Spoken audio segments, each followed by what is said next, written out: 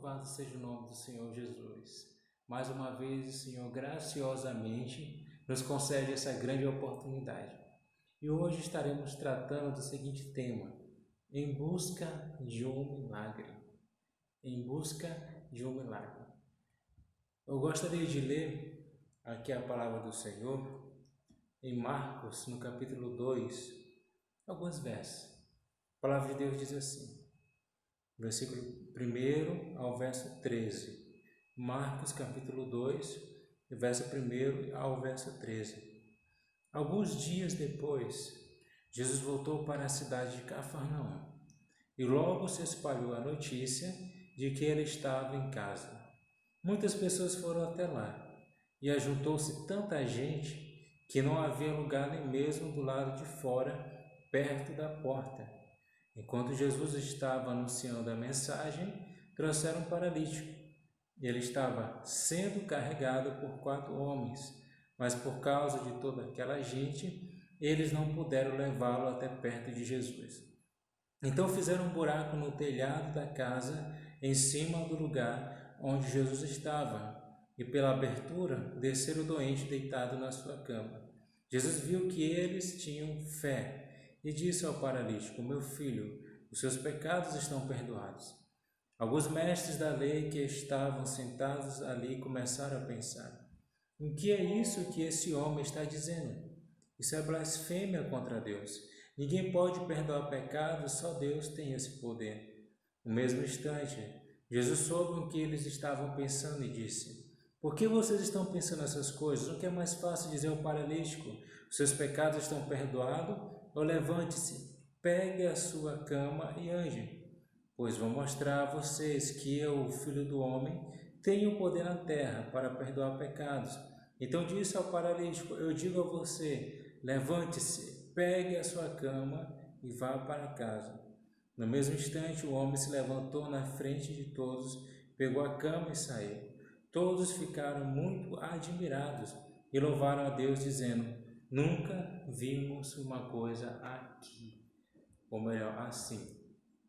Então, meus amados, minhas amadas, esse texto fala a respeito de um paralítico.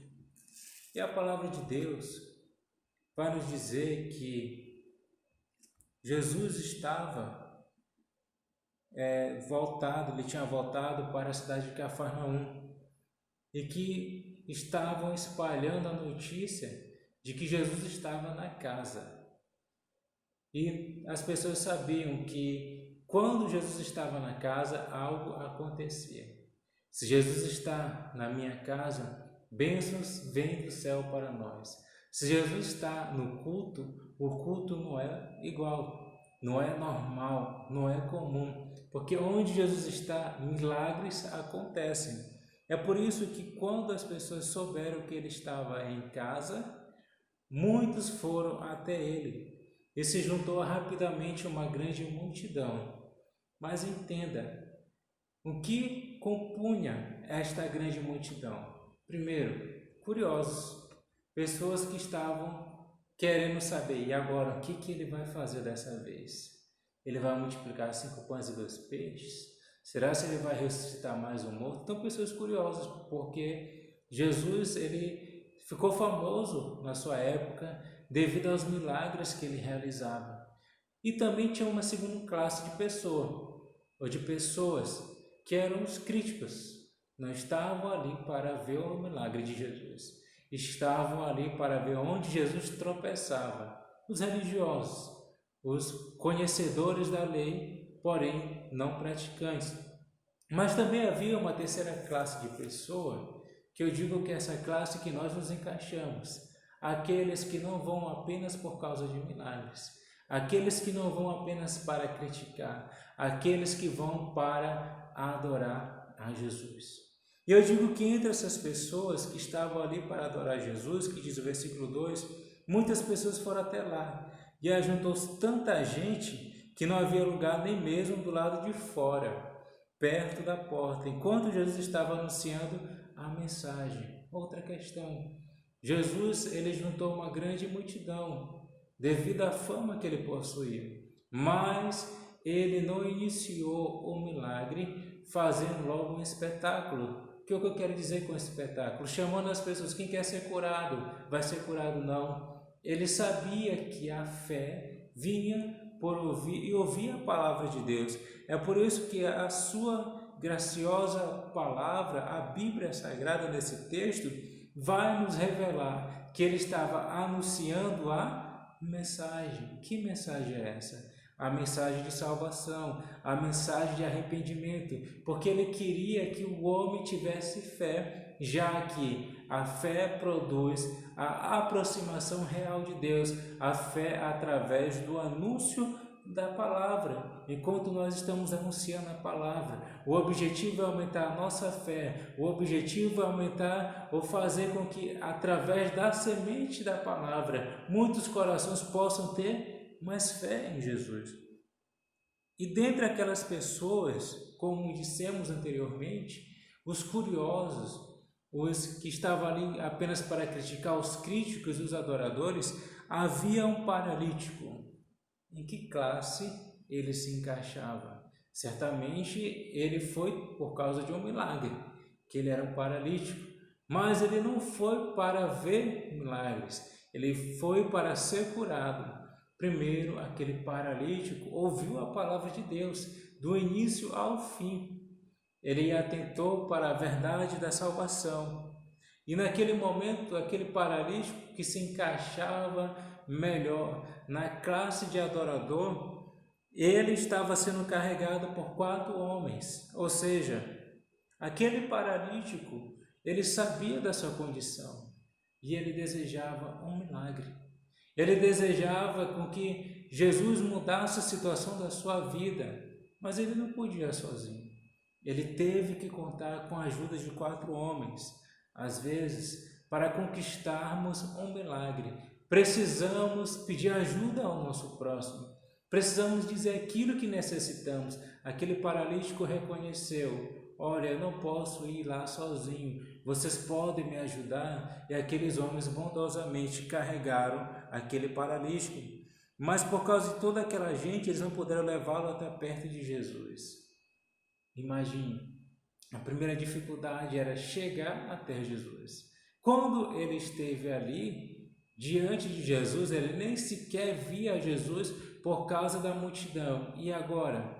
Ele vai desistir? Não, tudo bem. Vocês já me trouxeram lá da minha casa para o cenário onde Jesus se encontra. Eu vou desistir, eu vou ficar aqui na multidão, porque eu nem sequer consigo ouvir a voz de Jesus direito. Eu fico imaginando que talvez tivesse muito barulho naquele lugar, onde eu pudesse até impedir de ele ouvir a mensagem que Jesus estava pregando. Será que o paralítico desistiu? Vamos ver. Eles não puderam levá-lo até perto de Jesus. Então fizeram um buraco no telhado da casa. Se eu não posso ir de frente, se eu não posso ir pela direita, se eu não posso ir pela esquerda nem para trás, eu não vou desistir. Eu posso ir pelo telhado. Assim pensou aquele paralítico. Eu fico imaginando que o material que era confeccionado, os telhados dessa época, talvez fossem mais fáceis. E por esta razão aqueles homens subiram com aquele paralítico. Aqui mais uma vez os 4 homens contribuíram para o milagre que aquele paralítico venceu, porque eles estavam subindo naquela casa, subiram no telhado e abriram um buraco. Ele não desistiu do seu milagre. Ele não desistiu de que Jesus poderia mudar a sua vida. Isso era fé. Certamente ele estava ouvindo a palavra e acreditou. E ele já foi decidido. E a palavra do Senhor diz que em cima do lugar onde Jesus estava foi feita uma abertura. O doente deitado na sua cama foi descendo. E agora a multidão tinha que abrir passagem. E o que foi que Jesus fez? Qual foi a reação de Jesus? Versículo 5. Jesus viu que eles tinham fé e disse ao paralítico: veja que a fé não estava apenas no paralítico, a fé estava nos 5 homens, 4 homens, mais um paralítico. Por quê? Porque para eles levarem o paralítico até Jesus, eles também tinham que ter fé. E foi isso que eles manifestaram através da atitude. E o que Jesus falou? O que Jesus falou já já vai despertar os curiosos. Meu filho, os seus pecados estão perdoados. Alguns mestres da lei que estavam sentados ali começaram a pensar: o que é isso que esse homem está dizendo? Isso é blasfêmia contra Deus. Ninguém pode perdoar pecados, só Deus tem esse poder. O que esses curiosos não sabiam é que Jesus é Deus. Ele não apenas era Deus naquela época, ele é Deus. É por isso que ele podia perdoar pecados. É por isso que nós podemos dizer que o maior milagre de Jesus é o perdão de pecados. O maior milagre de Jesus não é apenas uma cura física, porque a cura física começa agora, mas pode voltar. Um homem que é curado, por exemplo, da cegueira, ele pode desenvolver uma doença em outro lugar do corpo. Um homem que é ressuscitado dentre os mortos, ele vai morrer e não vai ressuscitar de novo. Mas Jesus ele não está interessado apenas na cura física. Jesus está interessado em algo mais completo, em algo grandioso, que é preparar eu e você para a eternidade. E para isso, ele precisa nos limpar de uma doença chamada pecado. É isso que ele veio fazer, levar o homem ao arrependimento. Ele, por misericórdia, curava. Ele, por misericórdia, fazia prodígios e maravilhas. Mas o objetivo dele era arrependimento. O objetivo de Jesus hoje é arrependimento. Louvado seja o seu santo nome. Então, aqueles curiosos não entendiam quem era Jesus. Achavam que era apenas mais um mestre, porque ele se destacou aos 12 anos dentre os rabis. Ele era um homem acima da média, porque ele já tinha sido escolhido por Deus, e também porque a sua sabedoria não vinha apenas do conhecimento do homem, mas Deus deu essa sabedoria a ele. No versículo 8, no mesmo instante, Jesus soube o que eles estavam pensando e disse: por que vocês estão pensando nessas coisas?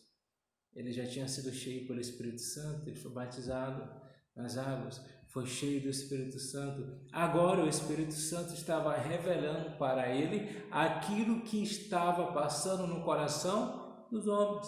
Foi por isso que ele, sendo Deus, que conhecia o pensamento oculto dos homens, ele disse: por que vocês estão pensando essas coisas? Me respondam.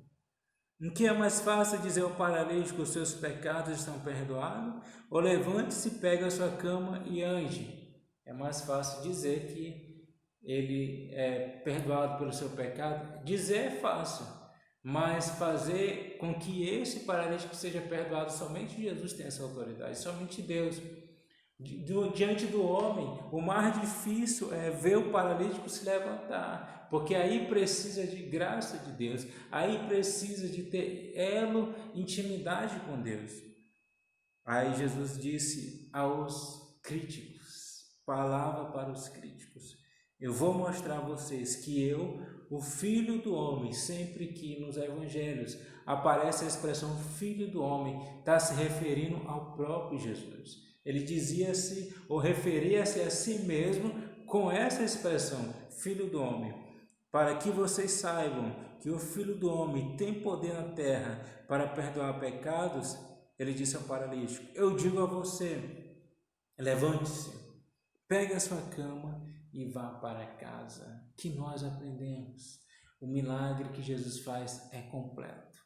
Ele está querendo fazer o maior milagre, que é perdão de pecados. Ele está querendo escrever o nosso nome no livro da vida. Ele está querendo fazer com que o homem entenda que ele precisa viver em santificação, sendo que ele pode voltar agora e este vídeo nem terminar. Que Jesus está de olho, amados, primeiramente na nossa eternidade. Mas ele também faz milagres acontecer. Ele também abre portas para nós enquanto nós estivermos aqui. Porém, o maior objetivo é focar na eternidade. É isso que Jesus está mostrando nesse texto. Então, o que ele fez com aquele paralítico foi algo completo. O que ele faz conosco hoje no século 21 é completo. Nos dá o perdão de pecados, nos dá a paz e também, segundo a sua vontade, ele também nos enche de bênçãos que às vezes não sabemos nem como dizer. Como aquele hino da harpa que nos fala: conte Quantas bênçãos são? Conte só uma, eu duvido você que já tem uma caminhada com Jesus, contar apenas uma bênção, porque Jesus tem várias bênçãos para mim e para você. Glorificado seja o seu santo nome. Então nós vamos observar que no mesmo instante o homem se levantou na frente de todos, pegou a cama e saiu. Todos ficaram muito admirados e louvaram a Deus, dizendo: nunca vimos uma coisa assim. Nunca vimos uma coisa semelhante, as pessoas diziam. Então, o que nós podemos aprender como sendo etapas para a realização de um milagre? Primeira etapa que nós vimos durante o texto: Jesus está na casa. Jesus precisa estar no local. Não adianta templos lotados, bonitos, com pessoas de oratórias impecáveis, pessoas com títulos e mais títulos, com anéis que não cabem, com dedos que não cabem mais anéis, e Jesus não está na casa. Vai ser apenas uma reunião de pessoas, vai ser só um momento de confraternização, onde eu vou ver meu irmão ou outro. Jesus precisa estar na casa, e para Jesus estar na casa, o mal tem que sair. O pecado tem que ser levado fora. Jesus não habita numa casa impura, então nós precisamos entender que o primeiro passo é: Jesus precisa estar na casa, templo físico. Jesus precisa estar na nossa casa, que é o templo do Espírito Santo, o nosso corpo, como diz lá em Coríntios. Outra etapa do milagre, nós vamos ver que muitas vezes Jesus ele vai atrás da pessoa que ele quer fazer o milagre. Mas nesse caso foi o paralítico que foi até Jesus. Atitude. Nós precisamos ter a atitude que nós queremos o milagre. Vá ao encontro de Jesus. Você já limpou a casa, você já fez com que a casa seja adornada por Jesus. Agora vá atrás dele. Toma essa atitude e não vai desistir no primeiro momento. Porque aquele paralítico não desistiu quando chegou lá, não desistiu quando precisou sair de casa, não desistiu quando chegou lá e fez aquilo que ele podia para que o milagre acontecesse. É que nós vamos ver também que a terceira etapa do milagre é pedir ajuda. Isto mesmo, às vezes nós não vamos conquistar o milagre sozinhos. Precisamos dos irmãos, precisamos com que alguém nos oriente. Depois que a gente limpou a casa, depois que a gente tomou uma atitude de ir ao encontro de Jesus, se sozinho não conseguimos fazer essa atitude, vamos pedir ajuda a quem possa nos ajudar a se aproximar de Jesus. E que nós vemos também em quarto lugar, que é a perseverança. Aquela perseverança que não desistiu quando viu a multidão. Aquela perseverança que não, tem que haver algum jeito, eu quero meu milagre, vocês estão para me ajudar? Então vamos até o fim, até Jesus responder o meu pedido. E nós vemos também em quinto lugar, que quando Jesus faz o milagre, é por completo, mas ele começa primeiro com a cura da alma, depois ele cura daquilo que nós precisamos. Ele, se ele quiser, segundo a sua vontade, ele abre a porta. Então são essas as etapas que nós podemos entender como sendo etapas de um milagre, só para nós internalizarmos. Jesus precisa estar na casa, primeira etapa. Segunda etapa que nós precisamos entender, atitude. Atitude gera milagre. Terceira etapa que nós precisamos entender, a perseverança. A perseverança, podemos dizer que é uma etapa do milagre. Podemos dizer também que a quarta etapa do milagre é pedir ajuda. Às vezes nós não conseguimos realizar um milagre sozinho, mas alguém pode nos ajudar. E quando Jesus faz o milagre, ele faz primeiro da alma e do espírito, e depois ele cura fisicamente, se assim for a sua vontade. Fique com essa palavra e que Deus continue nos abençoando hoje e para todos sempre. Amém.